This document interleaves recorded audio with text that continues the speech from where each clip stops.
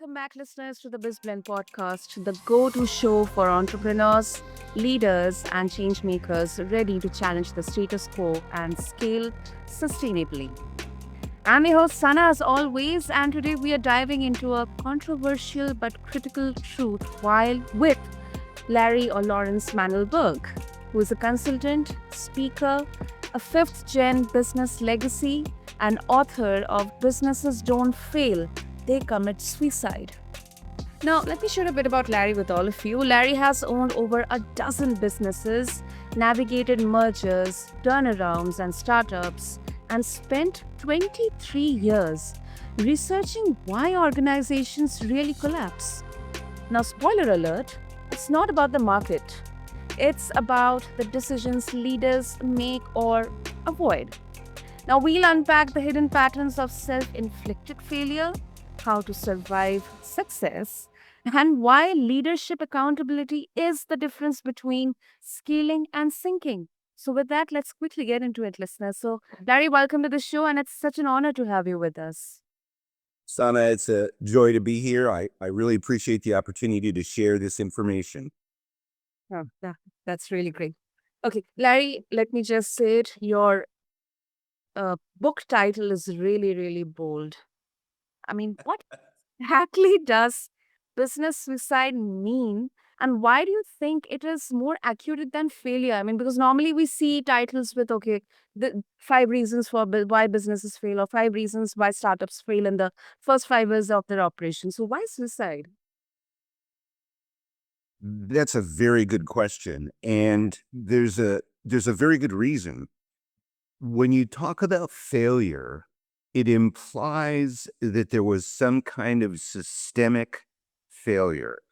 And when you talk about failure, you could say if they had done this, or if this company had done that, or if the government had done the other thing, then we would not have failed. So it becomes very easy to point the finger elsewhere.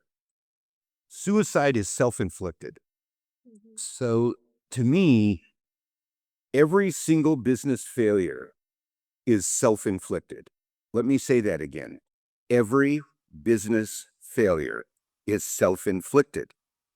Okay. Because of that, I had no way of communicating that sense of self-infliction without using the word suicide. So I can say a little more about that, but I'll stop there. Can you give an example to help with this? I mean, you must have gone through several case studies or rather success stories or examples through get to this conclusion. So, would you like to share one or two maybe with us? Here, I'll share two of them. I'll share a success and a failure. The failure first. There was a very large law firm who had some critical decision making that was time sensitive. And they hired me to come in and help them make the decision. We did this. There was a bunch of people that were very wealthy, and we did it at an offsite location that was somewhat of a vacation spot. And the 3 days of planning was filled with alcohol and entertainment and enjoying themselves. And on the last day of the event, I admonished them and I said, you should be ashamed of yourselves. You came here to play when your business is on the precipice. You should have taken all of this more seriously instead of coming in the morning to work with hangovers. And the work that they did, because I can't do the work for them. I'm the facilitator, I'm the leader, but they have to do the work. And this was all driven by their leadership. Within 2 years of that, the company was bankrupt. This was a company that was doing over $100 million a year in revenue. The leaders did not take their actions seriously. I'll give you another example. There was a company that I was hired to help, and they had been around for 20 years. They've been profitable every year. One year they lost $200,000. The next year they lost $500,000. Within 2 months of the third year, they were on pace to lose $800,000. They called me in. I came in, I sat down, I worked with them. We figured out what the problem was. The CEO left. There were 8 people in the leadership team. 2 of the members of the leadership team left. So 3 of the 8 members of the leadership team were let go or left. We completely shifted the focus of the organization based on how they were operating. And by the end of that year, they were break even and they haven't lost any money since. So the point is that the leadership is responsible for the health and well-being of the organization. It's their job to anticipate the future, to anticipate the problems, to build resilience, to build durability. It's nobody else's responsibility. Even with COVID, I have examples of companies that Yeah. failed and companies that thrived through COVID because leadership was prepared. If the burden falls on the leaders, nobody else. There's nobody else you can blame for a business failure.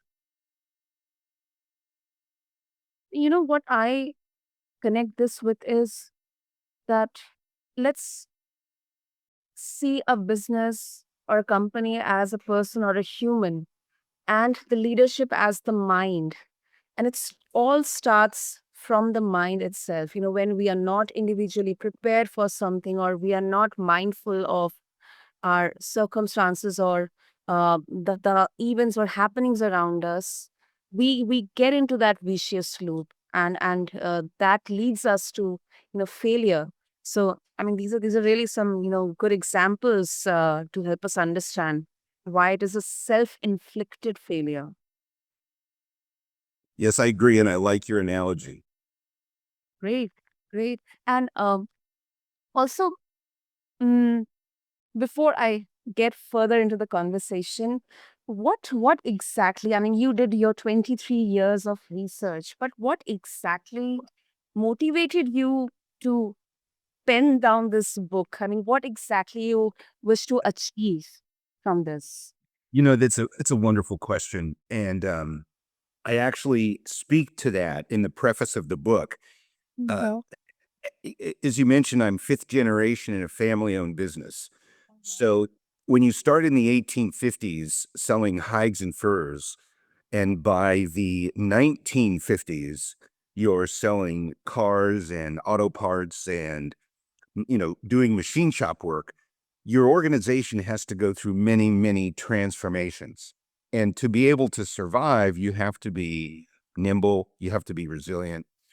And one day my father said to me, because we were in the auto parts business, he said to me, "How is it that we went from 0 automobile manufacturers to over 300 automobile manufacturers down to 3 automobile manufacturers in 20 or 30 years? How does that happen?"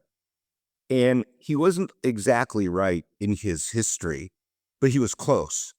And that struck me. I thought, that's crazy. How can that happen? And my interest wasn't so much in manufacturing and automobiles, but it was that was the spark that led me to say, why is it that any business fails? And this was in the late 60s, early 70s. And we didn't have things like venture capital or angel capital, but we did have entrepreneurs, and there was a lot of people starting businesses. And the common theme at that time was, if you start a business and you can make it for a year, you'll be fine. And I thought, well, that's stupid. That just means that if you can survive by luck for a year, you'll be okay. And Yeah. by the end of the 70s, people were saying, if you can make it 3 years, you'll be fine. And I thought, that's ridiculous. So I wanted to understand why these startups fail, because startups fail at an incredibly high rate. Mm. And I thought, if I could figure out why these things fail and I could help people understand it, think of all the money that could be saved: family money, bank loans, friendly investments. Just imagine if you could take all those failures and turn them into successes, how much money people would have and not have lost. So that was the genesis of my start. Wow. That is really, really, I mean, this is this is something which I guess even solopreneurs we sometimes tend to ignore. We are focused so much on growth. I personally talking about myself that sometimes, in fact, I also um, don't pause to notice. Maybe the culture which is unraveling, or maybe how my individual decision making is slowing down. So this book is definitely going to help all of the entrepreneurs out there do a bit of self introspection, and to just take a pause and understand, analyze the current situation, current scenario out there. Um also, Larry, as you were mentioning the examples, are there any patterns, common patterns, which are, uh, or patterns common to all of these examples that didn't maybe make it, or they failed, or they got closed down? There are. There are a few patterns. One of the ones that's the most prominent, and I think this is important, particularly for your listeners, Mhm. because this is one of the early stage problems. This speaks directly to why so many startups fail.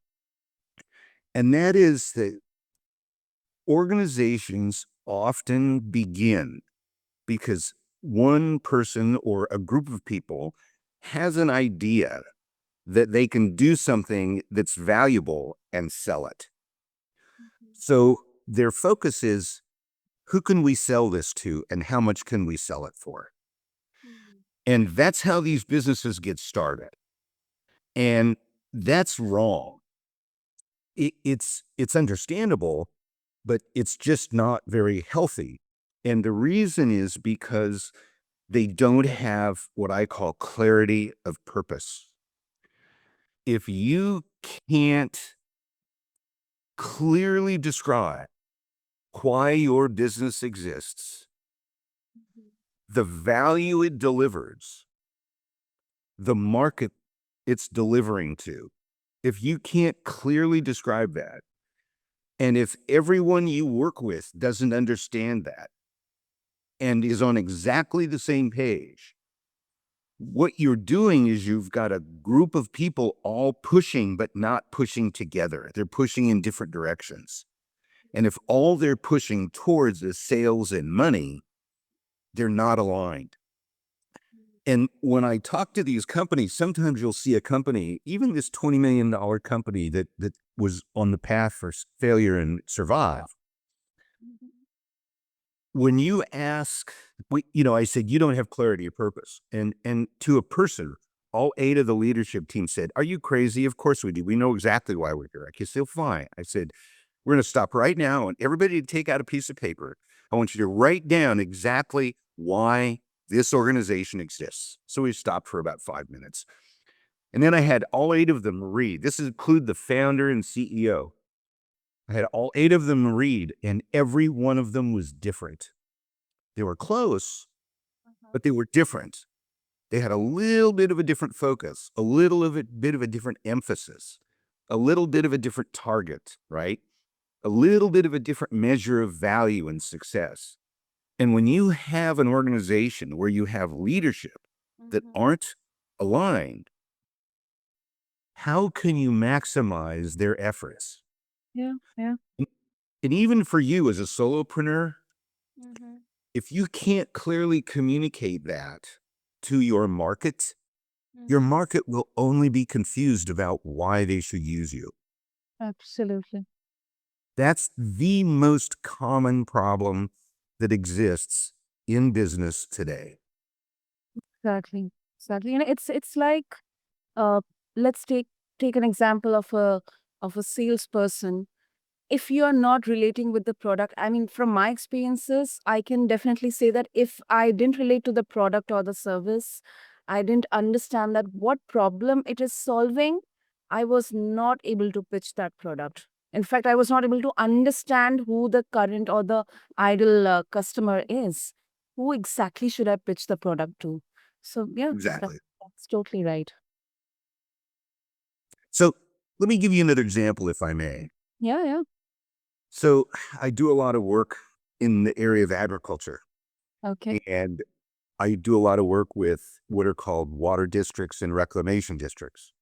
These are the entities that make sure that farmers and growers that need water for crops have the water when they need it. And they make sure that when there's too much water, that they get the water away so they don't get flooded, right? So it's all about water and crops. And when you talk to them, you say, "Why do you exist?" And they say various things like to manage the water, to keep the land from flooding, to make sure that everybody gets a fair amount of their share of water. Say, "Well, what's the value you'd provide?" "Well, it's food. I mean, people need food." I said, "No, no, no. Why does this, who are you selling to, and what is the value you delivering to them?" And they really struggle with that. And when you think about it, what the value they're providing, it's not water, it's the ability to farm. They're providing the ability of landowners and growers to farm their land if they want to. Giving them water is part of that. Making sure it doesn't flood is part of that. Helping the economy and helping nutrition by growing food is part of that. But the consumer here of what they're doing are people who are growing crops. And the value is that they're providing the opportunity to grow crops. And when you get that level of clarity, suddenly every problem, every question, the answer becomes clear. Should we do this or should we do that? Well, will it help the farmer grow their crops? Right? So that's what I mean by clarity of purpose. Hmm. Makes sense. Makes sense. And Larry, also, now let's uh, take this from the current context that often startups, let's say, they have that sense of clarity of purpose, they are aligned, but right now the disruptions are happening at a staggering rate, you know. And we have seen so many examples where companies, corporations or brands, they didn't pivot, they didn't change according to the demand of the market, or maybe something else, and they got completely kind of, they failed, they closed down. So how exactly do you advise to retain that sense of clarity of purpose when companies or startups have to pivot according to the prevailing, uh, uh, trends or maybe requirements of the market? So clarity of purpose, and I speak to this in the second section of the book. There are 3 chapters on this. There are 3 components of clarity of purpose. The first is an internal clarity. The second is an external clarity. And the third is an operational clarity. So the internal clarity is, what are we trying to create here in the long term? At the end of the day, what is the, if we're successful, what will that look like? So one of my agricultural clients, their answer was to become the model for sustainable farming. So that was their goal. And that was going to be a decades long pursuit. But the company's purpose internally was to eventually develop the ideal model for sustainable farming. Their external focus had to do with ensuring that the resources necessary to produce quality crops were always there for those people that were growing. That's the external value, right? So it's the value we deliver, who we deliver it to, and the manner in which we deliver it.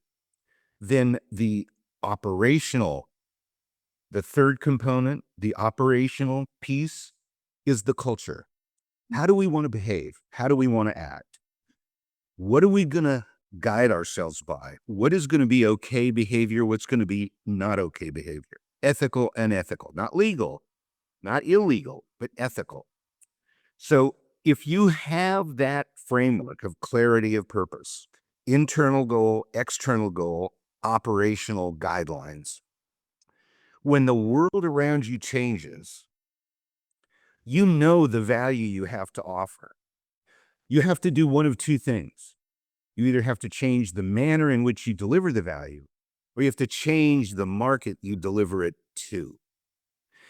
But you still know your value, you still know your goal, you still know how you're going to operate. And it may seem a little silly to simplify it like that, but that's the way it works. And as an example, if I can, may I give you an example?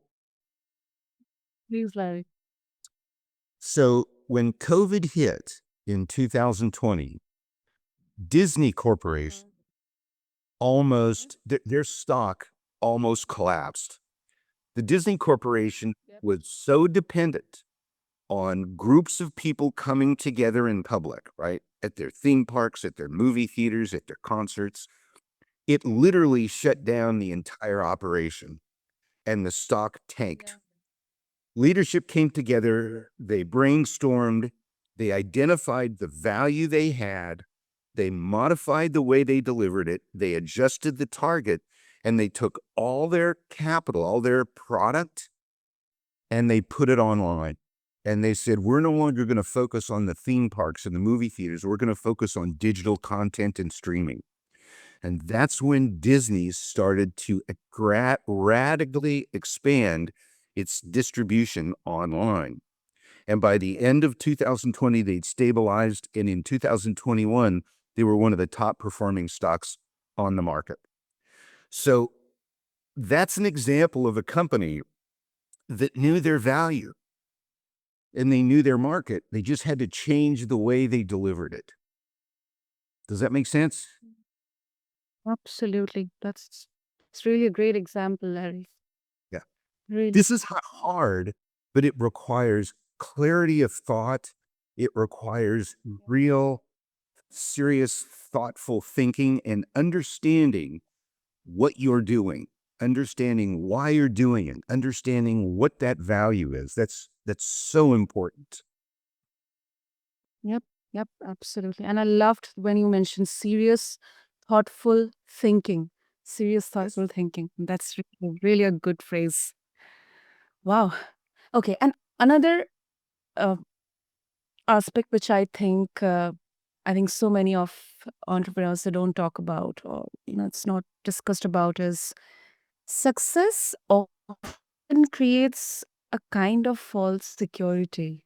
When you mention that, if you are surviving the first year of your inception, then, you are good to go. If you're surviving your first 3 years of operation, you're good to go.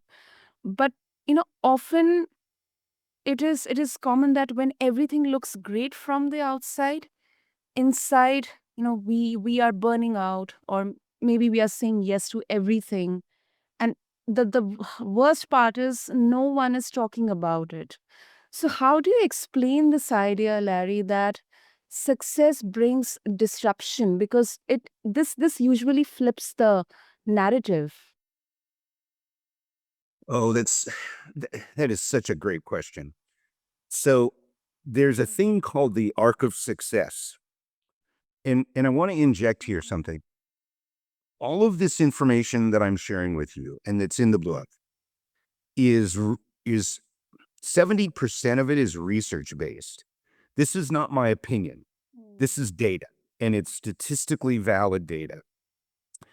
So, one of the things that my dad used to say all the time, and he had some wonderful phrases, but and I have these in the book, one of the things he used to say was, I'm the most worried when everything's running smoothly because I know I'm missing something. So, Wow. yeah. So your question is, how do you deal with that? So one of the things that I try to teach the leadership teams I work with is the right answer to the following question. Who is your biggest competitor? So, Sana, do you know who your biggest competitor is? Not biggest, but many of our competitors, I know. I know. So the right answer is, if you're not your own biggest competitor, everybody else out there is trying to find a way to beat you. Do you want them to beat you first, or do you want to figure out how to survive before they beat you? So Obviously, the the second point, I want to figure out. yeah, so the point is that part of the role of leadership is to never be satisfied and to recognize that you are always able to improve. The only question is where, how, when, what will it cost? So you need to be looking all the time at what you can do to make yourself more competitive in the field you're in and to make your organization better. And when everything's going smoothly, that's the perfect time because you're not disrupted by little problems that are distracting you. That's when you really want to say, this is wonderful. I have time to think. I have time to focus. In a perfect world, what can I do to make our organization better? And it's a mindset. It's not an action. It's not when the temperature hits 70, turn on the air conditioning, or when it hits 30, turn on the heat. It's not like that. It's a mindset. It's a behavior. Such an important lesson, Larry. I think not only from the context of business, but individually as well.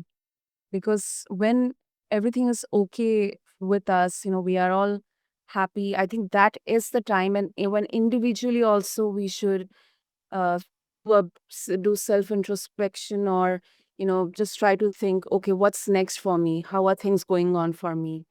So this is really, really such a great lesson. Thanks for sharing that, Larry. Well, absolutely. And I want to add one more thing. There are people out there that are always negative or naysayers, and they will often respond by saying, so I don't ever get any time to relax and enjoy myself. That's what you're telling me. I have to work all the time. So my answer to them is absolutely not. But what I'm asking you to do is to not be miserable. I'm asking you to enjoy your success and think about how you could make it even better.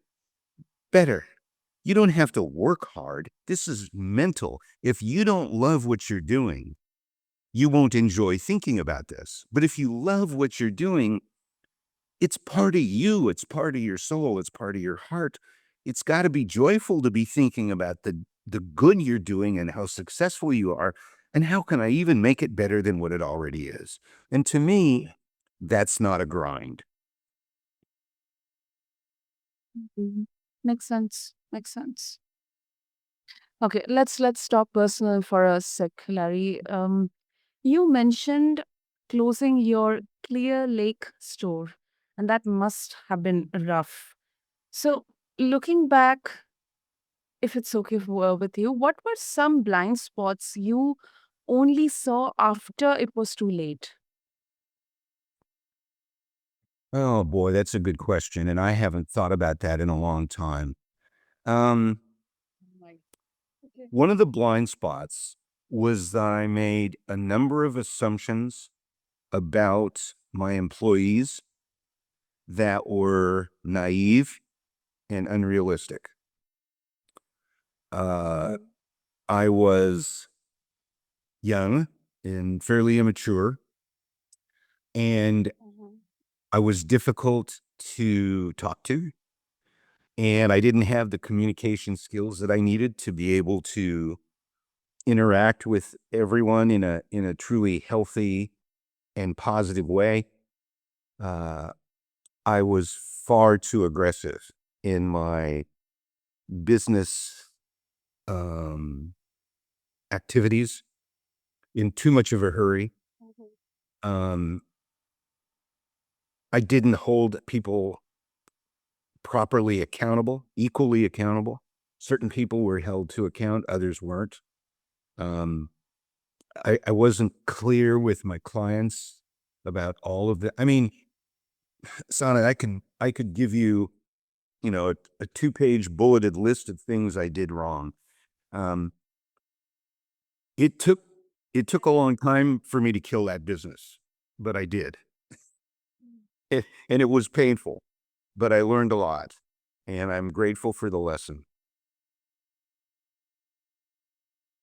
This level of honesty is really, really refreshing, Larry, because it definitely brings that human factor to all the aspect. I think because let's admit it that even if you are a good manager or a leader or a CEO, you are a human, and humans they make mistakes, and we learn from our mistakes when we are aware about it, when we are mindful that, yes, I have made this mistake and let me learn from it. Let me take the good lessons and apply them in the further phases of my life. So thank you so much for sharing that. I know it requires a lot of courage and vulnerability at the same time.